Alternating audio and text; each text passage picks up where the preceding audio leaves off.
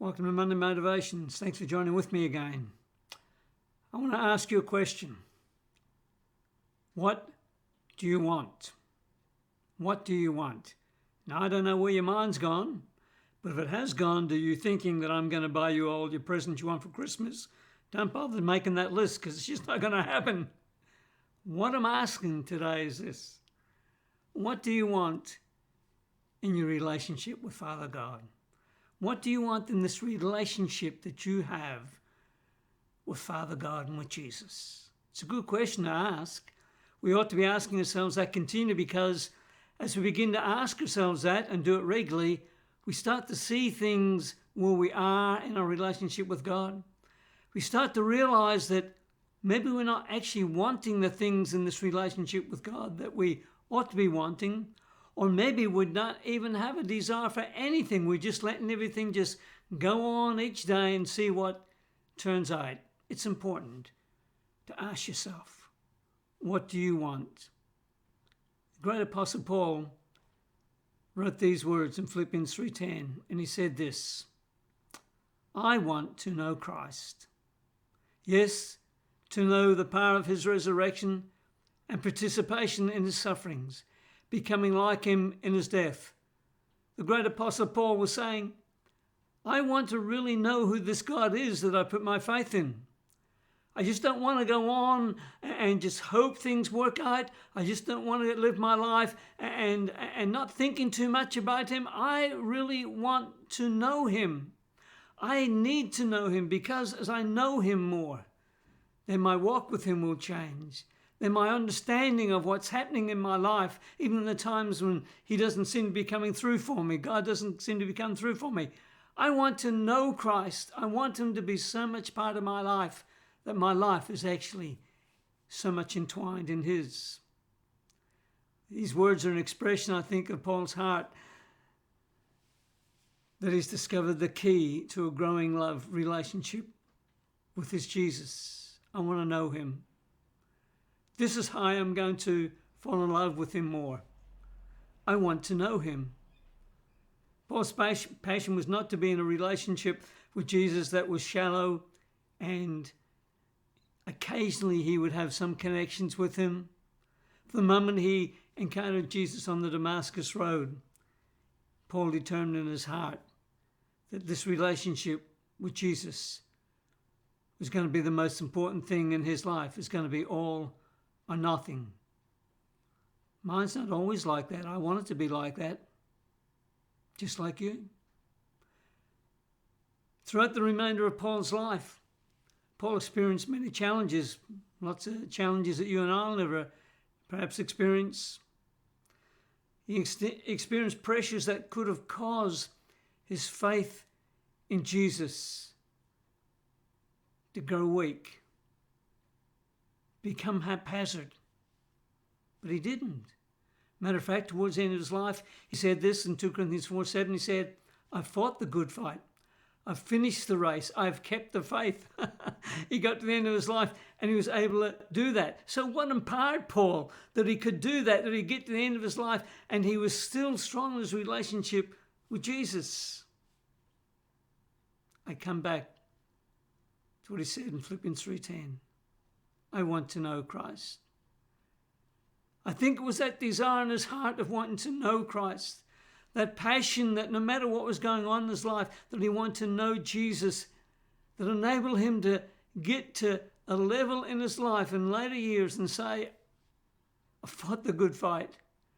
I've kept the faith. I've finished the race. That desire to want to know Jesus in his life, in his relationship with him, I think empowered him so that his faith would not falter no matter what was going on in his life. A man by the name of Charles Kingsley, lived in the 1800s, said this, I do not merely want to possess a faith. You can have a faith. You can have a faith in lots of stuff. You can have a faith even in Jesus, but it's just one that you're possessing. He said, I don't want merely to possess a faith. I want a faith that possesses me. A faith that possesses me. A faith that possesses us is built upon and sustained by a passionate desire to want to know God more. Friends, don't go through your life with just hoping things will just fall into place, hoping you get a nice revelation of Jesus sometime more than what you have. Oh, get a passion to want to know him more. Stir a passion in your heart to want to know him, and that will open up amazing doors for you in your relationship with him and will impact others for the glory of God. The story in Luke chapter 10 where two sisters are, and Jesus comes into the town and they invite him to their place for tea. One of them's name is Martha and one of them is Mary. And Martha is getting the dinner ready, rushing around, doing everything, and her sister Mary just sits at Jesus' feet while he's talking. She just sits and she listens to him. She just sits and she's wanting to know him more, wanting to find out, who is this man called Jesus really? Who is he really? And Martha's upset and comes to Jesus and says, Jesus, she should be helping me making dinner. And Jesus says to her in verse 41 and 42, my dear Martha, oh, he loved her. You are worried and upset over all these details. There is only one thing worth being concerned about, and Mary has discovered it, and it will not be taken away from her. What was he saying? He was saying, Martha. He was saying, Martha, maybe you need to sit at my feet just like Mary. We can get to you a little bit later. Just come and sit and get to know me a little bit more. Paul said, I want to know him. It's important that we get to know Jesus. It's important that we have a passion to want to know him more. Let me tell you a little story about being passionate to know Jesus more. There was a young man and he was seeking God. He wanted to know God more. He wanted to know Jesus more. So he went to a wise old Christian man and he said, how can I find God? How can I discover him more? How can I know more about him? And the old man just kind of looked at him and said, follow me. He took him down to the nearest river, which was just not very far away. He took him by the hand and they walked out into the river, and then as they got out towards where the water was up to the chins, the young man grabs the young man with his head, puts his hand in the back of his neck and shoves his head onto the water and holds it there.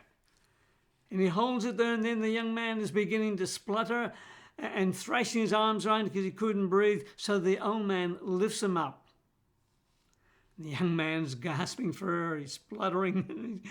He's gasping for air. And they go back to the bank, and the young man is more composed now. And he turns around to the old man and he says, what has that got to do with me knowing Jesus more, of finding him more, of understanding God more in my life? What has that got to do? Why did you do that? And the young man kind of just laughs at him, and he asks him the question, when your head was under the water, what did you want more than anything else?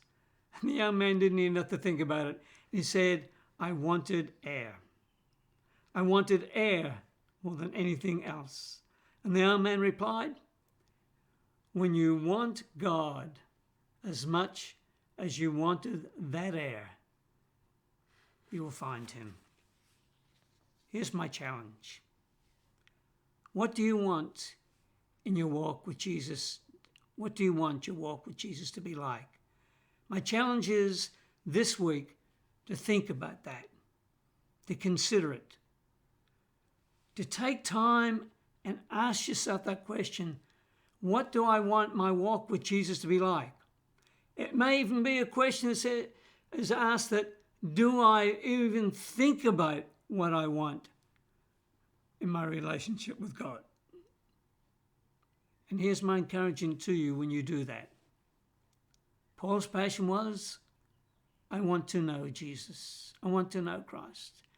And his testimony some years later in 2 Timothy 1:12 was this: I know whom I have believed, and am convinced or persuaded that he is able to guard, protect that which I've entrusted to him until that day. Paul wanted to know Christ, and there came a day when his testimony was, I do know him. I know him. I have a strong faith in him. I have a strong confidence in him that he'll look after me, that my life is in his care, in his hands. Do you want to know Jesus more? Well, Jesus wants you to know him more. Paul went from wanting to know Christ, to know Jesus, to a place where he said, I know him. I know him. When we reach out and have a passion, stir a passion in our heart to know Christ more, to know Jesus more, then Jesus is just waiting to open up our lives so that we can know him more. May this be a week where both you and I stir in our hearts a desire to want to know Jesus. And may we find through that him revealing himself to us in his precious name. Have a wonderful week.